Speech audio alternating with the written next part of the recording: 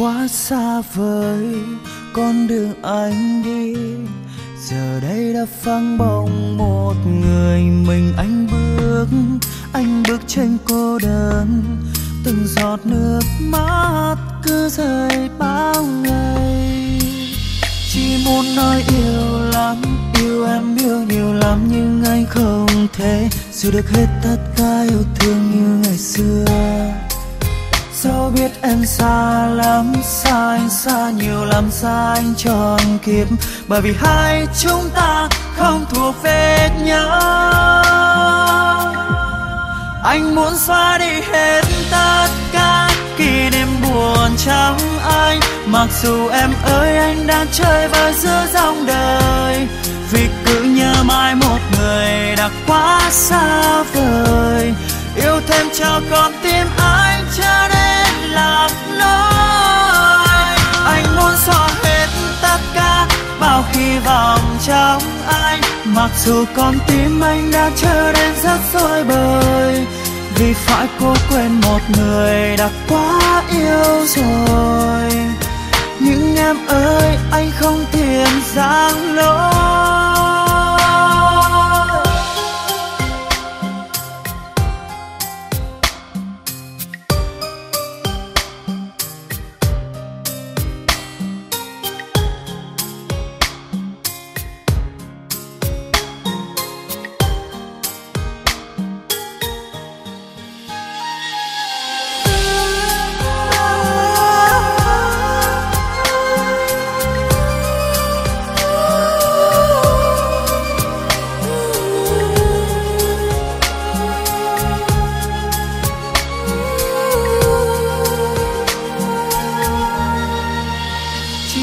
Nói yêu lắm, yêu em yêu nhiều lắm, nhưng anh không thể giữ được hết tất cả yêu thương như ngày xưa.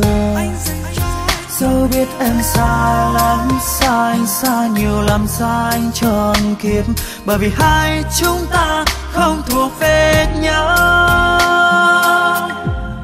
Anh muốn xóa đi hết tất cả kỷ niệm buồn trong anh, mặc dù em ơi anh đã chơi vơi giữa dòng đời.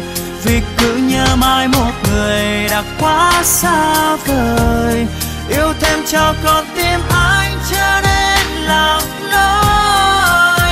Anh muốn xóa hết tất cả bao hy vọng trong anh, mặc dù con tim anh đã trở nên rất rối bời. Vì phải cố quên một người đã quá yêu rồi. Nhưng em ơi anh không tiền giang lối. Anh muốn xóa đi hết tất cả kỷ niệm buồn trong anh, mặc dù em ơi anh không thể nào quên được em.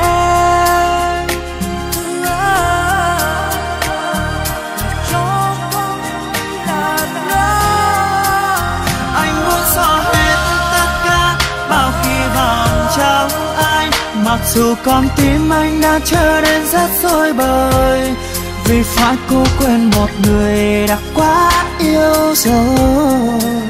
Nhưng em ơi anh không tiền giang lối.